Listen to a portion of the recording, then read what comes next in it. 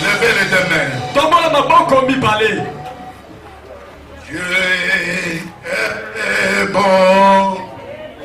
Dieu est bon. Mangez bien ce micro. Dieu, il est bon. Il est bon pour moi. Come on. Dieu est bon. Dieu est bon.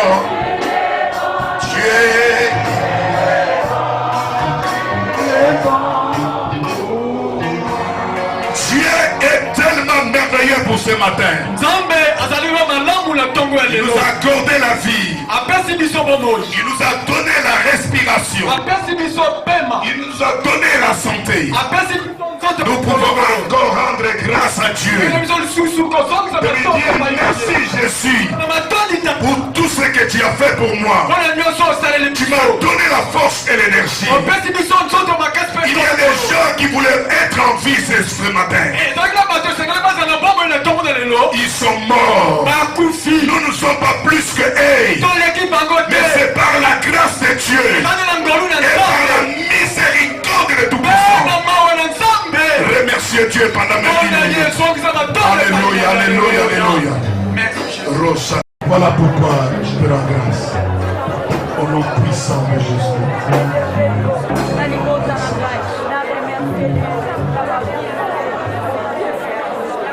Alléluia. Amen. Père, merci. Par le nom de Jésus. La Bible déclare c'est poussé par ton esprit que les hommes ont parlé de la parole. Est-ce que la parole de ce matin édifie encore ton peuple et que cette parole donne la foi et la révélation claire de ta parole. Que celui qui était malade qu'il soit guéri. Celui qui avait des problèmes, qu'il trouve la solution. Parce que ta parole est la réponse. Au nom puissant de Jésus. Dis 3 fois Amen. Acclamez les Seigneur.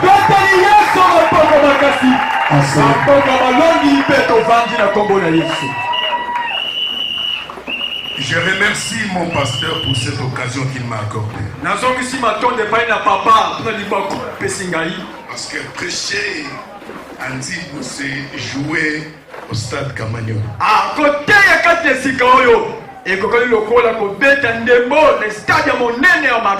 Ça fait beaucoup des années que je n'ai pas prêché ici.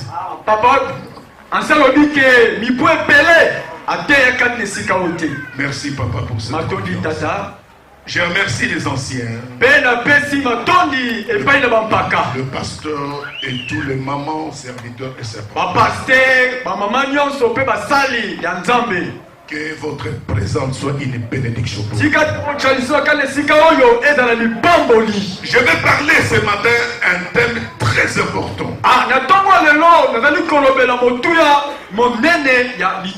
La loi de la reconnaissance. Ok, merci. La loi de la reconnaissance. Lorsque quelqu'un respecte cette loi, et il vivra dans de bons principes. Parce que nous vivons dans un monde, il y a beaucoup d'ingrats.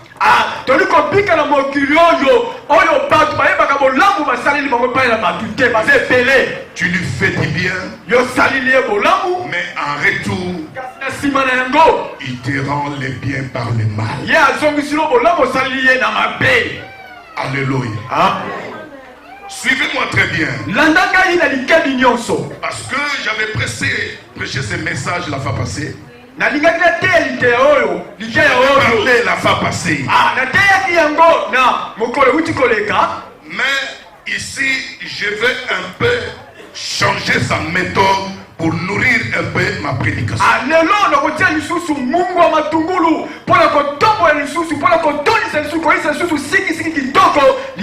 Parce que si quelqu'un veut faire du bien, non, soko moto na ya sala bolam. Et sengeli azala na molimo ya nzambe. Soko ana molimo ya nzambe te akokoka ko sala bolam te. Amen. Est-ce que l'église est là? Amen. Il y a même les gens qui ne prient pas, sont des païens. Ils ont des bons cœurs plus que les chrétiens. Il fait des bonnes choses plus que même des chrétiens. Mais écoutez-moi très bien. Je demanderai à un bon lecteur de me lire ces petits passages bibliques. 1 Samuel, chapitre 22, verset 2.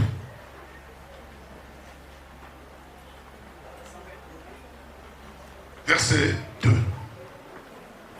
1 Samuel, chapitre 22, verset 2.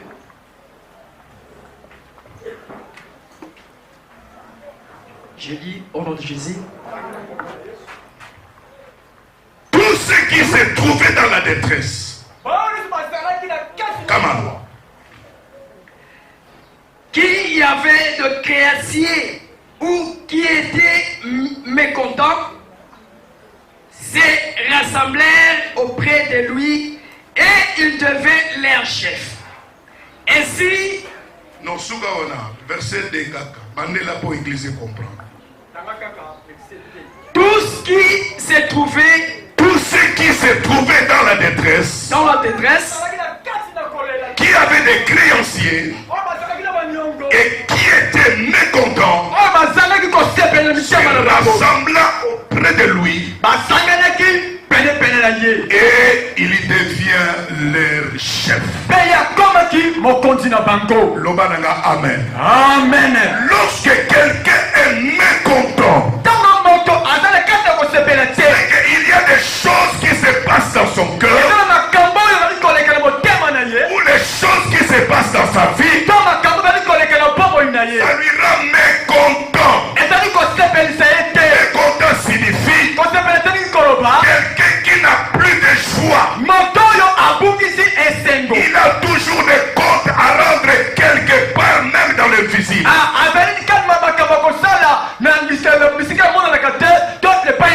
Quelqu'un qui avait des créanciers. Si vous avez des dettes, vous n'allez pas bien dormir. Parce que il y a des dettes financières. Il y a des dettes spirituelles.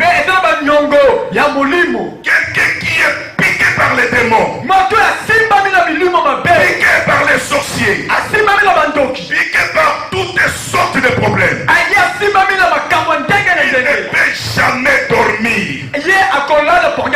C'est un créancier. Donc c'est quelqu'un qui va rendre compte quelque part.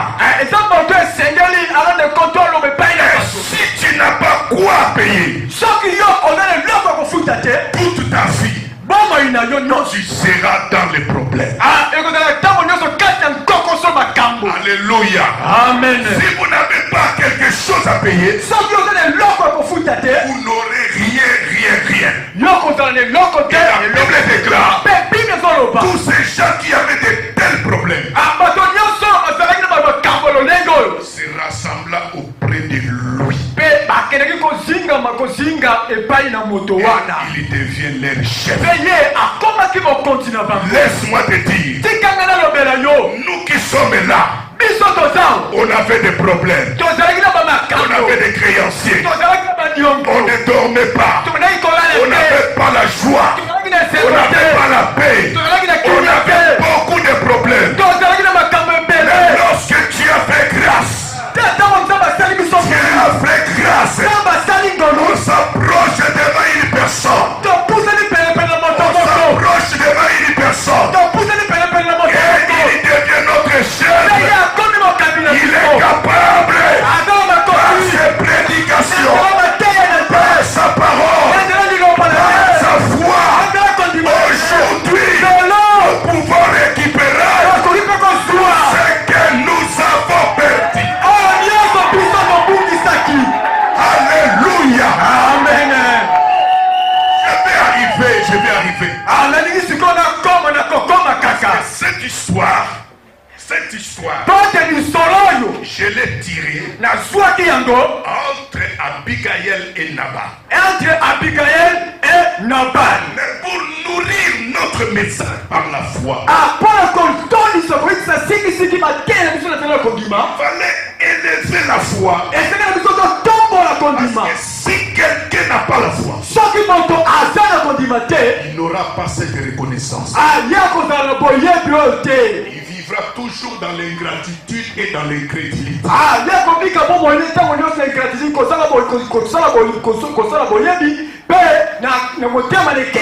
Je vais rentrer dans ce message.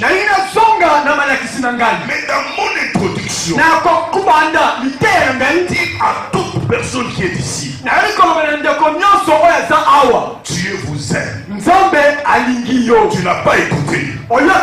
J'ai dit à toute personne qui est ici, Dieu nous aime. Tu n'avais fait aucun effort pour que Dieu t'aime. C'est par son amour. Toi qui étais pécheur, maladif, médiocre, tu allais dans la maison de féticheurs, mais il a eu pitié de toi. Tu pêches même jusqu'aujourd'hui. Dieu t'aime toujours. C'est qu'il a mis en toi beaucoup plus de la valeur que Satan ou les démons.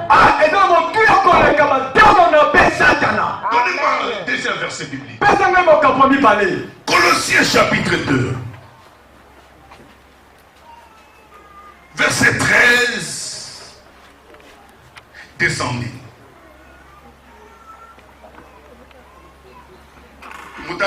Rapide parce que Colossiens 2.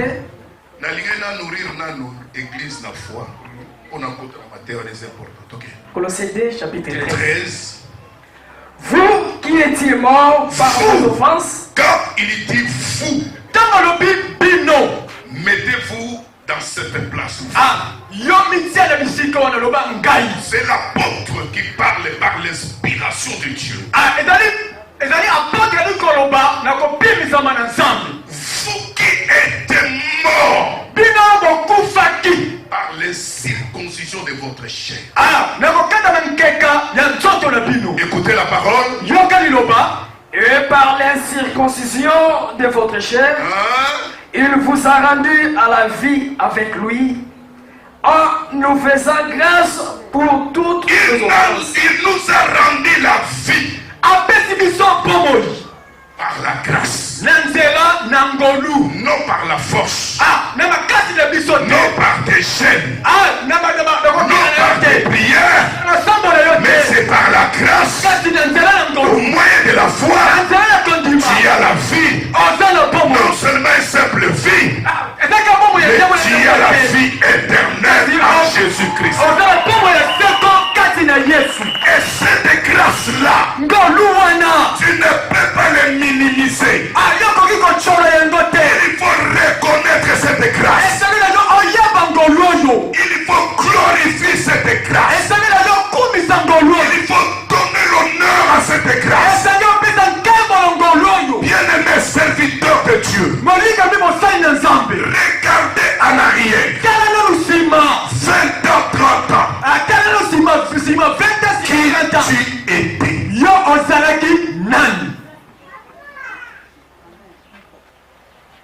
Je dis à l'église, regardez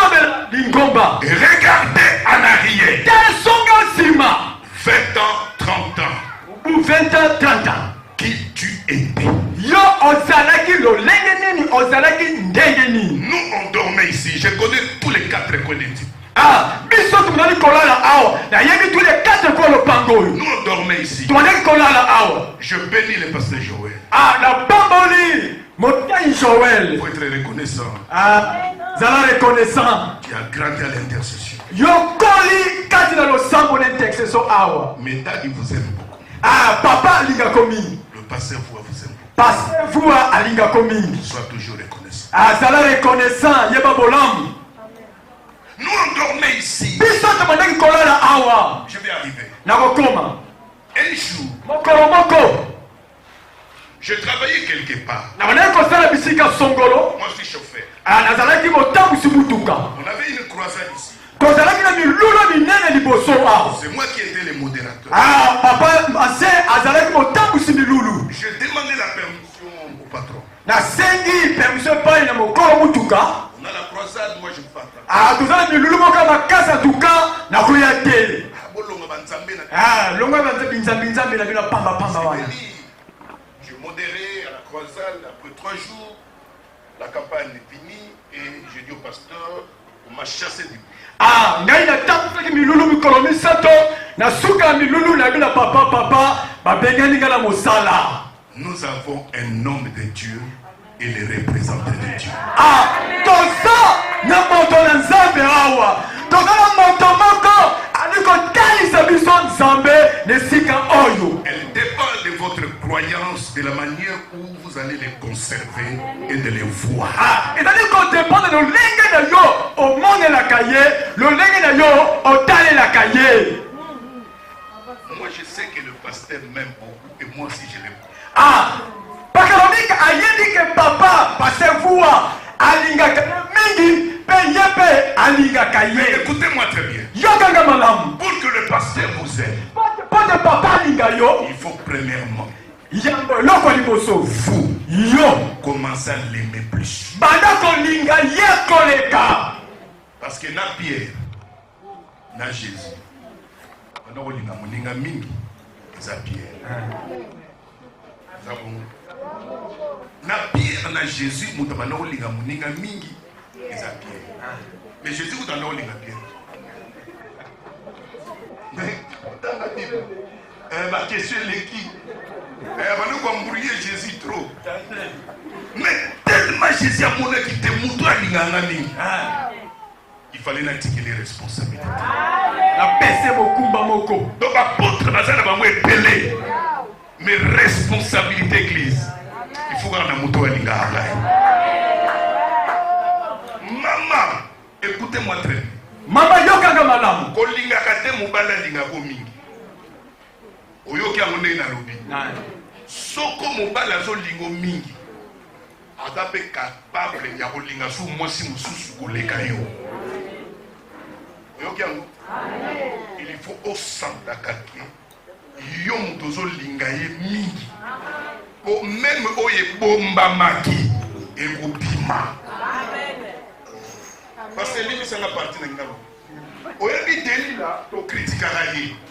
Oh, moi si ma belle, aïe, vos cellules, mais oui, quelque part, cette femme, elle a l'intelligence plus que d'autres femmes. Ah, nanga mususu moi solo, azala majele koleka, base pele. Dans la Samson, nous bombons la sekele. Alobi, tata nanga na loba na yete, maman nanga pe na sali na loba. Na loba na yete. Mais l'oko la délit, la dagi n'a besoin de découvrir. Ah, ça là qui va manière, nyos, va méthode, nyos. Au lieu de délit, la zoroba, tu t'es joué de moi 3 fois. Ah, yo sakana la kina ngamba na misato. De moi, si qu'on linga te mubana sakana, on peut jouer. Ah, ils ont beaucoup maman.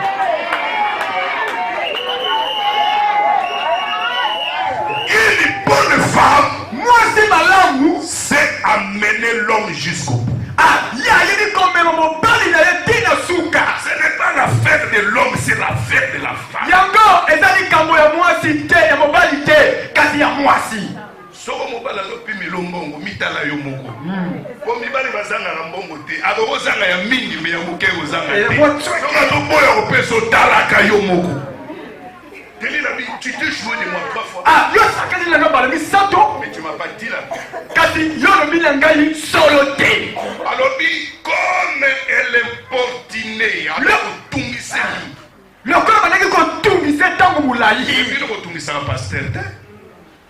Bino ko tungisa pasteur. Nana tungisa pasteur na ndenge moko azawa. Je vous dis la vérité. Nazo bala bino solo. Otiki pe passer la kena ndaka famille nga te nga faut expliquer ngai abandela oteya nga pona opesa offrande na teya offrande non opesa offrande faut abandela mateya o ya teya ki l'église nga faut teya nga en particulier nanga nanga bebeli nanga pe na opesa la offrande tungisa ka musala nza oyebi tango zo tungisa ka mutu wana zo sentira mutu ndazo tungisa nga c'est que alinganga ou bien on a besoin de l'eau et colisaka bolingo yozo talaka pasteur no boye ozo monika o naleki toleki alléluia amen na oko samso lebi suke katana kate ekatanaki ekoyaki mais soko yoki makambo baloba na kati ya bible place wana la femme c'est un lien. C'est un piège, c'est un filet. Ah, moi c'est Azali, Motambo, Azali Kanga, puis Azali Moniama. Soko moi si nanu kisi wano koti nanu si biloko wana misatu te nanu komi moi si. Biloko misatu. Masala ya mbango. Mama masala ya yo yangwana. Soki nana komi filet te. Soki nana komi piège te. Soki nana komi lien te. Nana komi moi cité selon la Bible. Ah, quand on mama komi, nana komi moi cité. Oh, mobali akoki ko bombe la batu nyonso ba secret sauf na moi cité.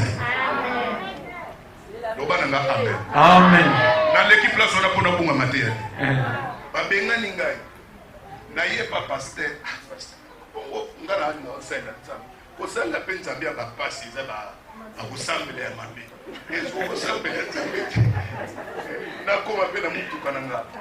Cet homme, c'est un homme de fou. Ah, Tatoyo, Asam Moto, Tate Bondimi. Je vous dis la vérité. Solo Manayo Solo. Ayez seulement cette reconnaissance. Zalaka la moye biolo. Ne le mettez pas à la place de tout le monde. Côté de Bisika Batonion sauté. Si vous n'avez pas encore vu Jésus,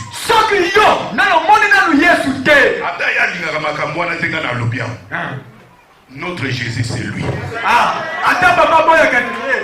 Même pas qu'à confirmer lobby. Pone ye, pone biso. Yesu na biso mona naka. Ye. Pourquoi? Pone ni. Jésus avait dit, celui qui vous reçoit me reçoit. Pone yeta. Oh, gloire à Jésus. Yeta na bibo. Makaya koyamba bino. Il est le représentant de Dieu, de Jésus sur la terre.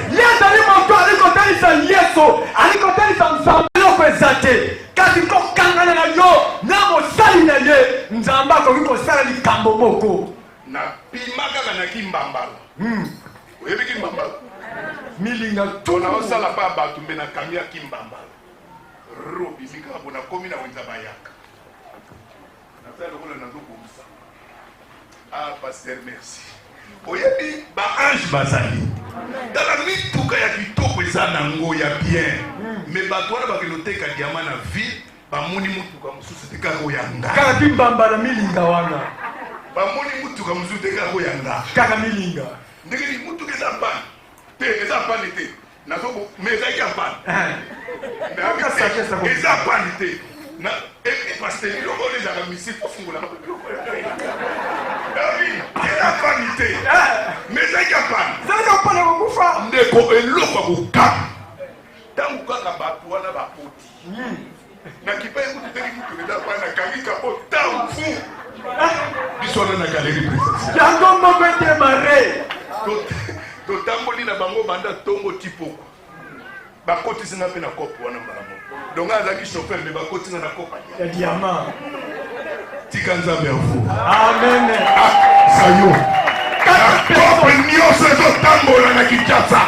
Soki eza couple ya mbongo, yo oza na mbongo, nazosakola lokola mwana ya vuwa Kindosa.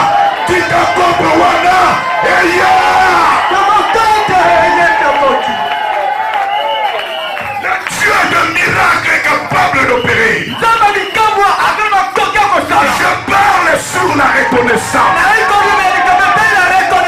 Dieu veut opérer. Il ne peut pas interroger ta mère, ton frère, ton oncle qui est aussi. Parce que nous vivons dans le bain de la grâce. Reçois ton miracle. Je dis reçois ton miracle. Je dis reçois ton miracle. Au nom de Jésus-Christ. Jésus-Christ n'a jamais changé. Il est hier, aujourd'hui et éternellement.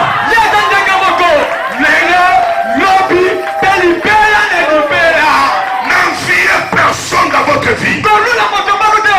Je dis n'enviez personne. Ce que tu veux devenir, elle dépendra de votre foi. Je dis, ça dépendra de votre foi. Croyez à la parole de l'homme de Dieu. Ayez reconnaissance vers lui. Envers ses prédications. Envers ses prières. Accepte-la. Et tu vivras le miracle. Je dis, tu vivras le miracle. Est-ce qu'on peut acclamer le Seigneur notre Dieu? Tu n'acclames pas, tu n'acclames pas. Tu n'acclames pas. Tu n'acclames pas.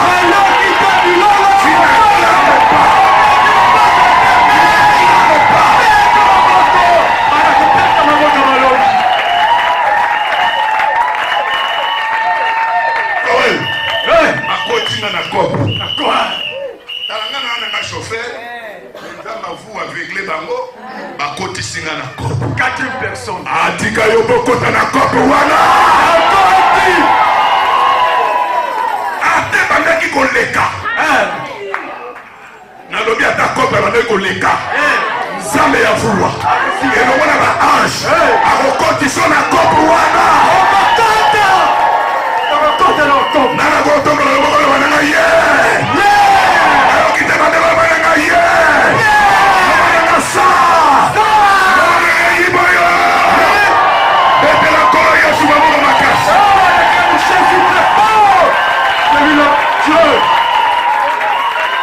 Il est le roi des rois. Il peut faire quelque chose là où les gens ne croient pas. Jésus. Il est le maître de l'impossible. Il dira, si tu crois, tu verras la gloire de Dieu. Et tout est possible à celui.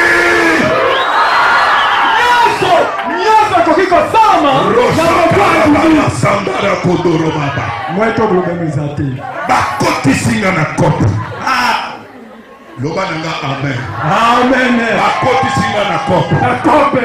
Loba nanga bakoti singa na kopo. Na koti singa na kopo. Nazo sakola. Nazo sakola. Nazobi nazo sakola. Na kombo ya Nzambe ya vuwa. Na kombo ya Yesu Kristo. Bakoti so na kopo moko. Oyo ozalaki te. Ozalaki moleki nzela. Kaka ndenge oyoki. Bakoti so na kopo wana. Okaka yo.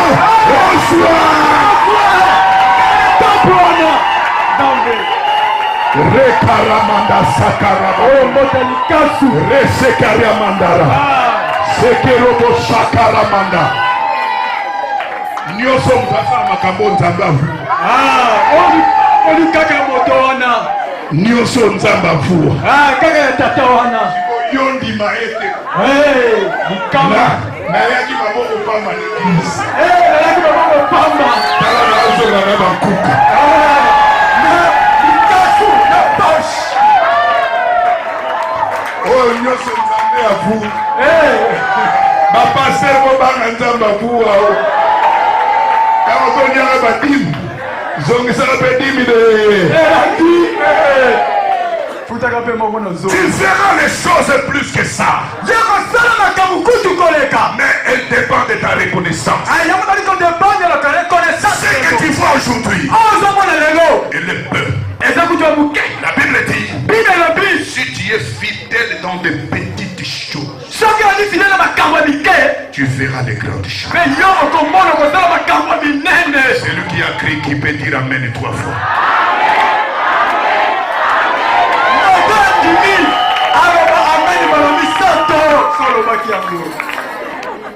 Nazonga bafuti na mbongo na zwi vertige. Kwiti. Dans la bureau et ça la mangina ndamu nanga. Papa zawana. Père ayaka chaque jour. Na 6 heures. Na alinga na kende musala ku kokoko yesali. Ah. Père elo relaxé bati bako. Zoka zo yelo ne mutuka ya yomoko. Nozo yebate. Si l'homme de Dieu te dérange, derrière ce dérangement, il y a la bénédiction. Mais puisque nous ne voyons pas, nos yeux ne voient pas. C'est pour cela que Dieu avait dit à Paul, je t'envoie afin que tu leur ouvres les yeux. Il passe des ténèbres à la lumière. Et la puissance de Satan à Dieu pour qu'il reçoive par la foi l'héritage.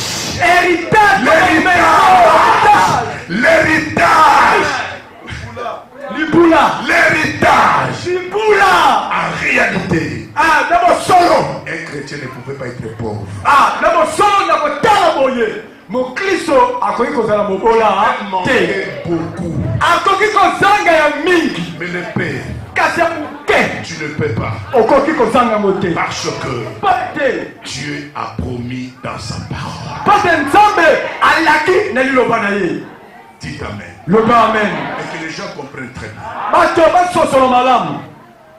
Nous étions des gens qui avaient des problèmes de créance. Alors écoutez-moi pour revenir dans mon message. Papa, pardonnez-moi pour terminer rapidement. Nabal était un homme riche. Suivez-moi très bien. Nabal était un homme riche. Là vous allez trouver ça dans le livre de 1 Samuel chapitre 25. Vous allez lire, mais je n'ai pas le temps de lire.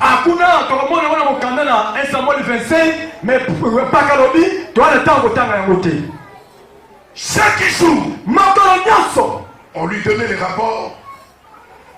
Ah, Bangombe Bungi. Ah, Papa te Bungi. Alors, on a ma tension, on a ma estomac. Parce que les hommes riches, les hommes élevés qui ne connaissent pas Dieu, Dieu vient lui-même par force dans leur vie.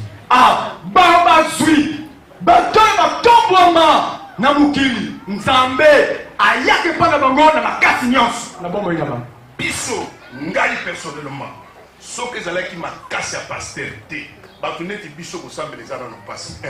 Na bimaka 4h du matin. Na zonga 20h22. Si on a église der ni pe mkoloni. Akoyoka mateyam eni. Donc l'homme de Dieu voit l'avenir. Nous nous voyons le présent. Mais l'homme de Dieu voit l'avenir. Quand vous regardez le présent, mais le présent va passer. Mais le futur va t'attendre. Parce que le futur, c'est l'avenir. L'avenir est lié de votre foi. Voilà pourquoi Jérémie avait dit, Dieu a préparé pour vous.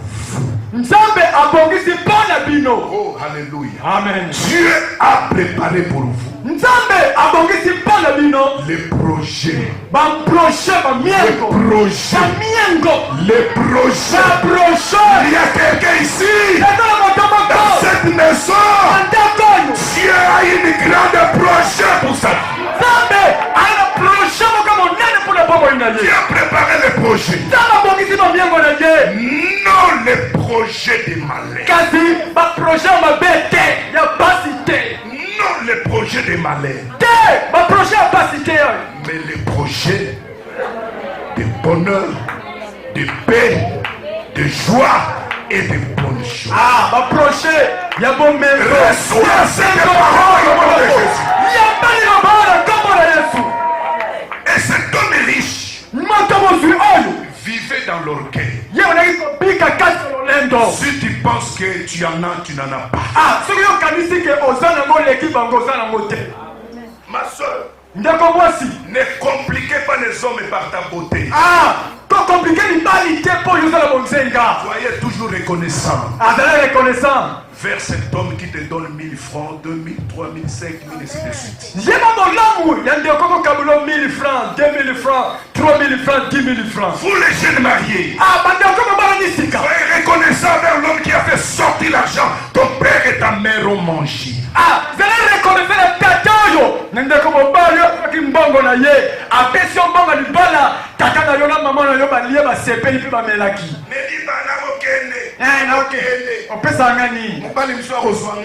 Moi si ma bengani na libala azaka na ba chance to na grâce pour ba récupérer. Pour ba rappel wane bana oya. Pour Moïse alobaki so ba bengani moi si na divorce pour ba koma berere na ye na papier passer à ya biso. Donc ceux qui mobali alinga linga yo faut la qui se papier wana. Ngai nazalaka boye. Laisse que la reconnaissance de la parole vous mette dans de beaux foyers.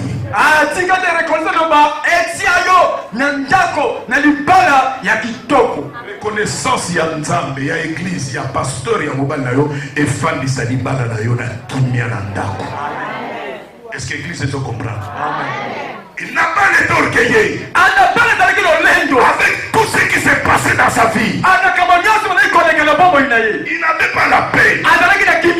Il faisait semblant comme s'il a la paix.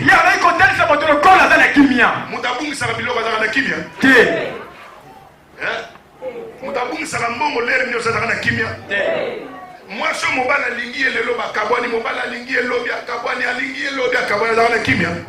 À quand ça va être? À quand ça va être? Il va le mazo qui est là, Nini, na salaka nini, na zandengeni. Obokanga tata moi sindoki, maman doki, koko ndoki, memi tala yomoko, osonga na balwa yanza. Yanzambe. La Bible dit. De l'autre côté. Nangama mosusu. David fuyait Saoul. Dawidi aneko kima Saul. Et il va arriver dans le champ de Nabal. Peya komaki ne langa ya Nabal. Amen. Kende pene na suka. Malemi. Akeko koma na bilanga ya Nabal. Tika David na bilanga yo. Tika David na commerce na yo. Nabitika David a kota na commerce na yo, na musala na yo, na libala na yo, na vie na yo, pona kobenga na ba brigade nyoso. Dès que David est arrivé, demain matin, Nabal attend le rapport. Nabal mais quand tu veux qu'on passe rapport. Azozela rapport. Moto ya mesana koyoka basango ya mabe. Et tikala toujours na vie na ye. Mais le jour où il va écouter la bonne nouvelle, s'il ne change pas, il est destiné à le faire. On met ça toujours dans la sangwa ma paix. Mais soko sango malamu yelio, on dimi yango to bois qui yango, c'est que tu as jeté l'opportunité de Dieu. Vous qui êtes aujourd'hui dans cette salle, profitez de ce message. Soyez reconnaissants même devant Dieu à travers le souffle de vie qu'il vous a donné. Soyez reconnaissants seulement. Le monde avec ses plaisirs, elle va passer. passer.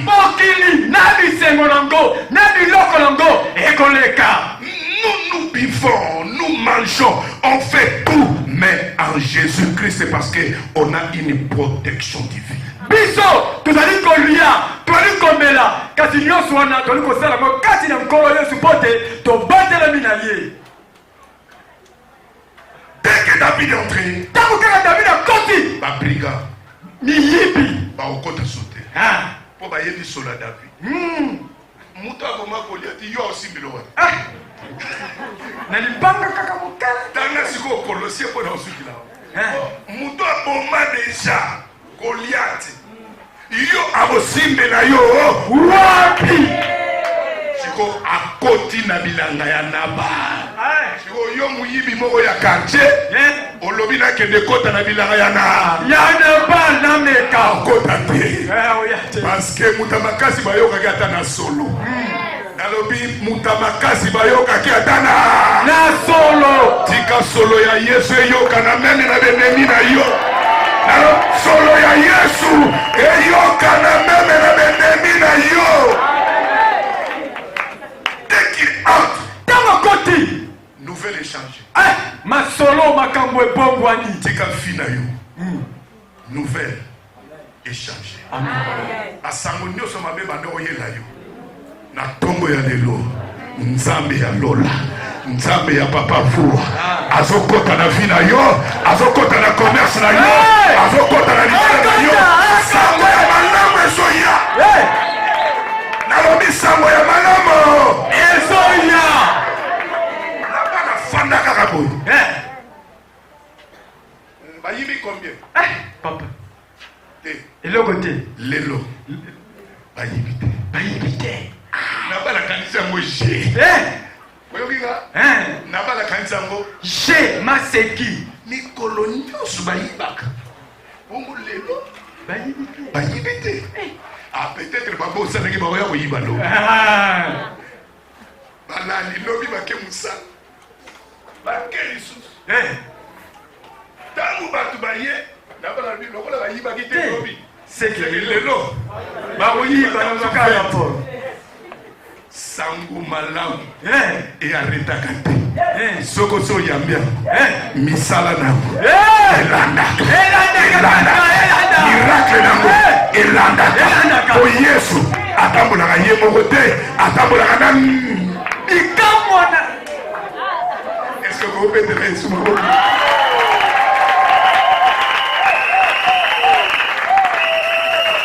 côté na itoko. Merci papa.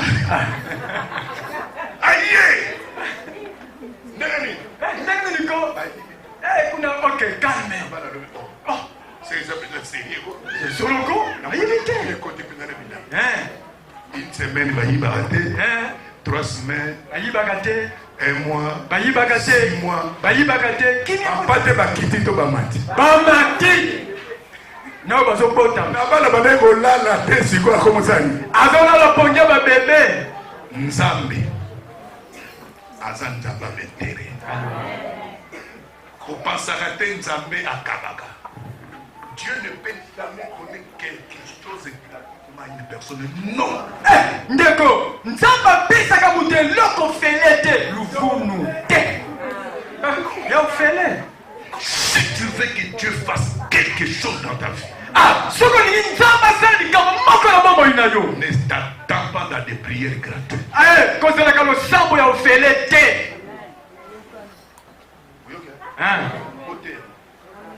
N'attends pas à des choses gratuites. L'évangile est gratuit. Mais l'évangélisation, écoutez, Yoka. si on ne veut pas, on n'avait pas l'argent, on ne peut pas acheter ces micros. Si on n'avait pas l'argent, on ne peut pas avoir quelque chose. Si on avait encore beaucoup d'argent, notre église devait déjà acheter et construire. Ce n'est pas l'église de hier. Non. C'est une église qui a fait sortir des sommes, des sommes. Il y a des gens qui sont venus ici pauvres et maladifs. Église Oyo, et puis Missy Basali. Et là, belé, to yakawa, motabo kono, lemba mobola. Plein de démons. Anthony Zamile Milimo Mabé. Il était chômé. Il marchait à pied. Quand tu es venu devant le pasteur, il a prié pour toi. Il t'a donné des principes. Il t'a donné des lois. Quand tu vas commencer à rouler Rolls, comme un luxe. On commis vraiment moteur à Kokoka. Moteur Molunga et Malunga. Comment t'as l'antibo? Église. Il y a un niveau dans ma tête. Il faut que l'église soit un niveau. Il y a un carreau. Mais pas toi, nous, au Kende, là-bas, mon niveau déjà. Fallait pas soyons des mots.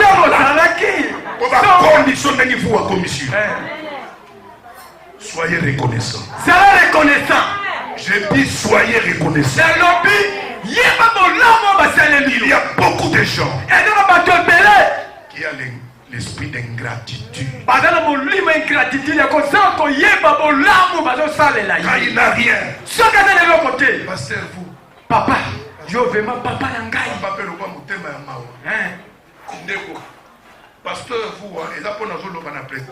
Amutema malam koleka biso ebele. Nanda kune bato baliaka ba melaka, même melaka masango ko mela. Balabala na mobima yo ko finga pasteur. Ba o kato peta mike. Polobi na moni garçon mo ko na kwiti na ye. Ezate ke azolo ba kwa liboma, c'est la reconnaissance. Bien abiso. Muta o mekawa. To sala ye. To liaka ba tia miliki. To liaka ba tia miliki. To liaka ya amela tena ya amela ba mayone. Aliaka tia miliki. Amela kama mayone. Azolo ba mona sérieux. Benninga zolo ba ko sala rento. To ta bezona nanda ba passer ko bento penza ko na mona ka garçon. Nini so sala ko. Asa reconnaissant na makambo pasteur asala kapona ba na pango. Donc nanu na mona te mutu aye pa ya pasteur aye de la nzala ba azonga lia tantuka nanu soko yaki na nzala okulia oyaki na besoin mbongo kozwa oya donc lui c'est la réponse, c'est la solution, comme les petits frères de Jésus. Jésus était né et papa vous a derrière. Papa azali eyano yazali solution nega tumonaka yesu apesaka biso biyano apesaka biso ma solution ye yesu na leki na pusana. Écoutez-moi très bien. Yokanga malamu David atindeli naba les lettres komelie mokanda. Alléluia. Amen. David asani akomi mokanda asengi asengi pe musala na ye asengi musala na ngai asengi na kimia nyonso bayebani yakati kozala ingresa mabe ndeko futo bondela tobenga na molimo ingratitude ekende. Si on était reconnaissant, notre église ne pouvait être comme ça. Ah, je l'ai dit avec beaucoup de honte. Parce qu'il y a des gens qui ont dormi ici. Aujourd'hui, ils dorment dans des belles maisons. Ils roulent en Rolls. Mais ils ne pensent pas à la source. Oyabi mai à côté qui a été commis mon nez et qui koukaouka mais les ziba et kaouka et ça quand bon la bande mai côté kenda ate ye mon nez et ko konda na ba lishu na ba salité na ba zé mais source nous nous sommes de la source. Et je prie Dieu quand je vais rentrer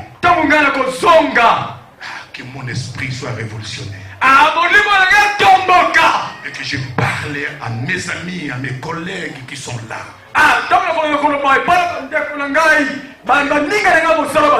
Nous avons commis l'ingratitude. Ce n'est pas la bénédiction de notre part.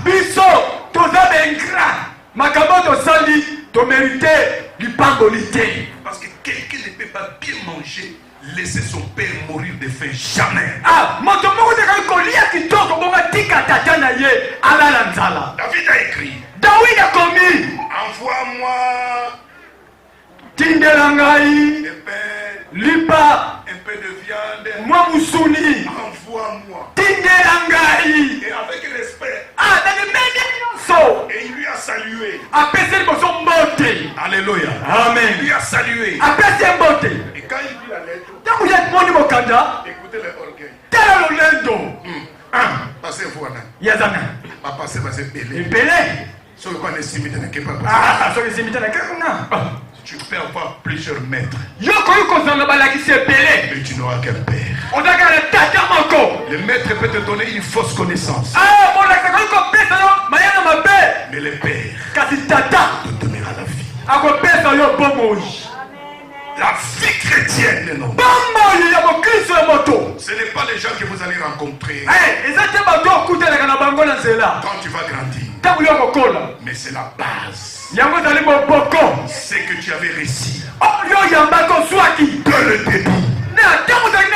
C'est ça la base. C'est que tu as réussi. Et Paul dira à Timothée, tu connais les saintes écritures.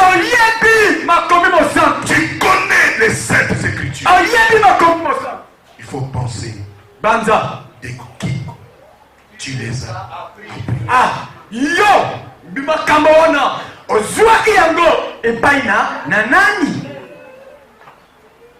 Maman, présente ce que tu enseignes aujourd'hui.